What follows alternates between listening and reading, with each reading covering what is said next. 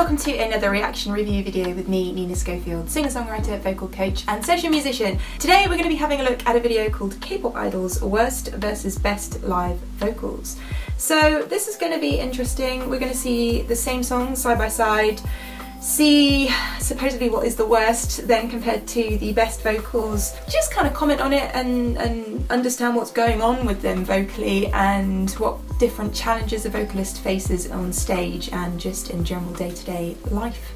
Are you ready? Let's do it.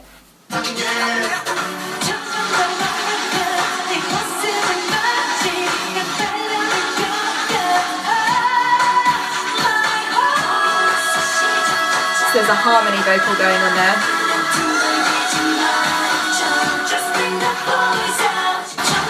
So you can hear how they've got some to track and then they're layering their vocals over.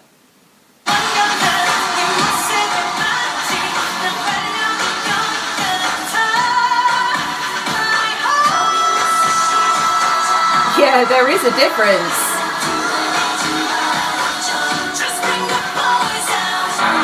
I think with that you have a much clearer second vocal, so the belt was much clearer. I couldn't really see if it was 100% live, I have to be honest with you guys. I can't tell there, but I would say that there was a lot more energy in the vocal of the second performance compared to the first one. If it wasn't a live vocal, that's because in the studio you can get a lot more across. You have a chance, or lots of different chances, to record the best vocal, even with pre-recorded live vocals, so ones that people record specifically for a live performance to give it that live edge. It can give you a chance to put across something that is potentially slightly better than your ordinary live vocal. A little vocal break there.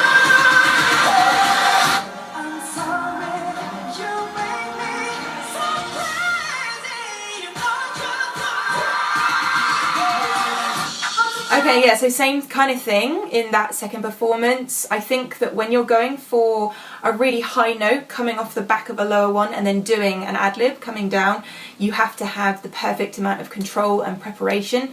If you're moving about on stage doing different things, it's going to be a totally different ball game to if you're just standing still and recording a vocal.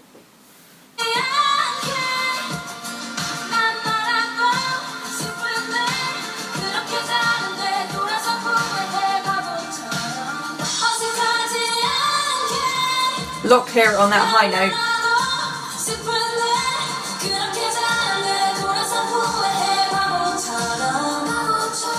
But see, that just proves my point in that if you're standing still, you can really put across your best effort compared to dancing around a lot. It makes such a difference. I love their outfits.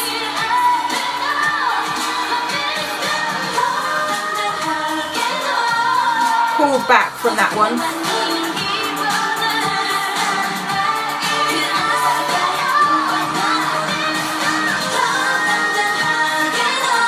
So what may have happened in the first delivery of that vocal is that she may have been ill or tired. There's a lot of different things that can impact a vocal. I've seen it with a couple of performances that I've watched recently from different awards shows, that I can see that someone is tired or they may have been not in their best physical self, and that just has a direct impact on your vocal because of course your voice is a muscle in your body. You know, if your leg's broken you're not going to go running in a marathon, but as vocalists everyone's expected to still be at the top of their game constantly. It's hard, it's really hard.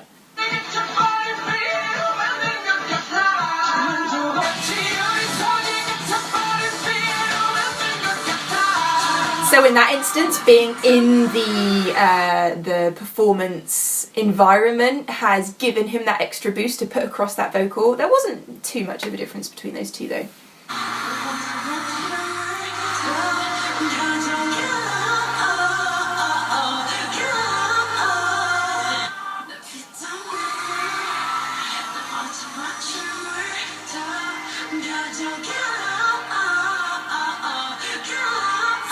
See, that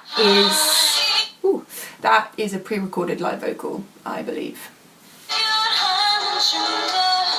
Not great sound quality.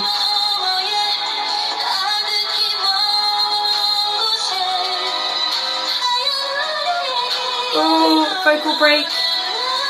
Oh, I feel for her. I think she was ill.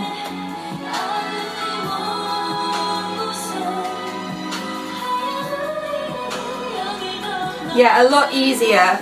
Those are notes she can reach easily. I think she was just ill.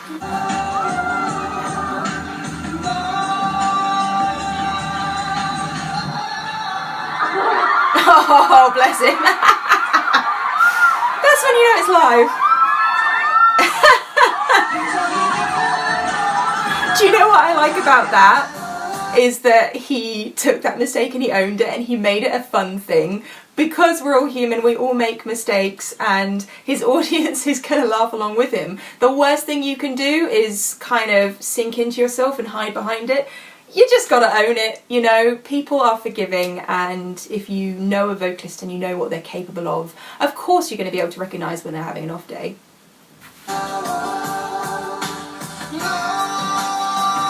Nice chest vocal. Pulled it back. He knew it. Oh, bless her. Oh, same thing.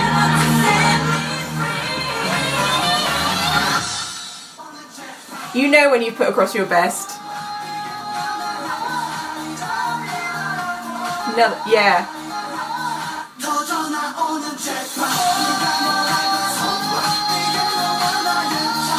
Just a little bit of strain in his vocal, I think.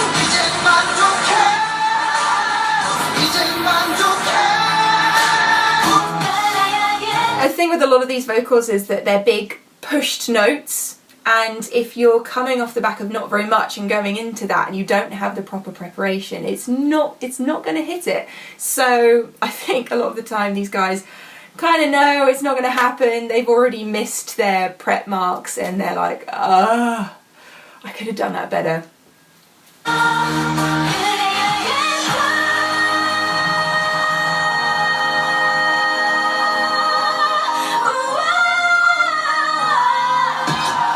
Just falling off the mark.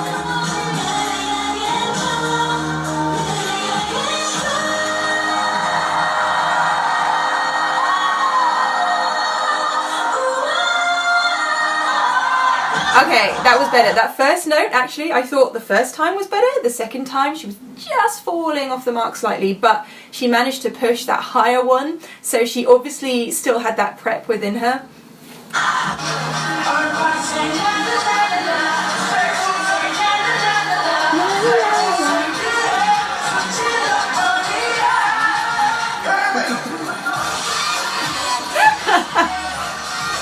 But he's straight back in it.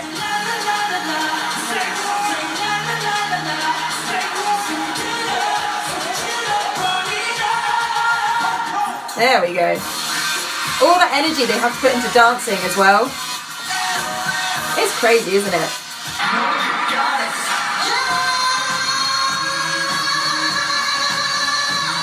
Okay, so a little note bend, or a big note bend.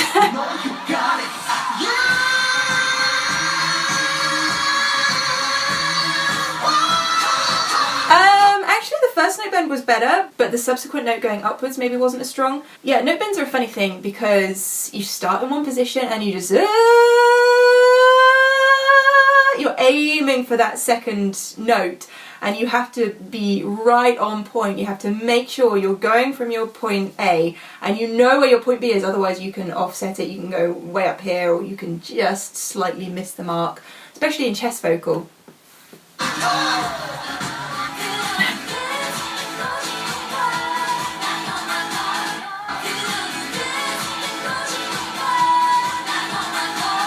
Stronger chest vocal delivery. She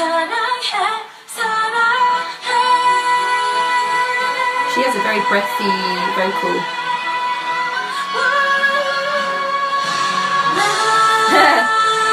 So I can tell that she was sort of trying to rely on the backing track there to carry it for her. I would say constant use of a breathy vocal, constant overuse of that tone is going to wear your voice out. So if she's constantly having to do that in all these different performances, at some point her voice is going to go, nah, I don't want to go anymore, I don't want to play, and that's probably what was happening there.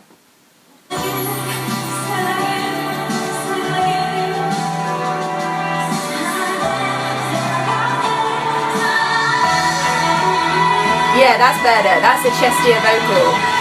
Smashed it. That's what we're looking for.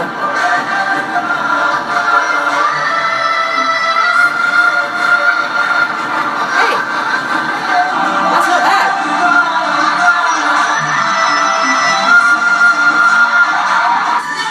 You could probably hear that second vocal better because the camera was positioned in front where the audience is properly listening rather than to the side of the performance. So you get the full effect from the speakers.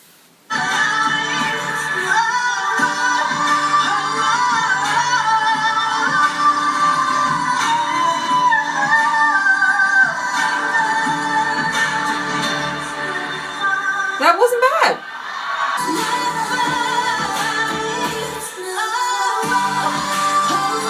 A lot more clarity. A lot more clarity. Great range. Very interesting bunch of clips. I enjoyed that. I think it's really good as an audience member to see great and bad or worse clips of our favourite singers performing, because it makes them human to us. They are human. They've been given a talent. They're giving that to us on stage, and we have to be forgiving of their best and worst performances because so many different things are going on behind the scenes and they all have an effect on the vocal. So what did you guys think of that video? Let me know in the comments box below, and as always, if you enjoyed this video, please do hit that subscribe button, turn on the notifications, and you can find me on Twitter and Instagram at Nina_Schofield. And I'll see you guys very soon. Love ya, bye.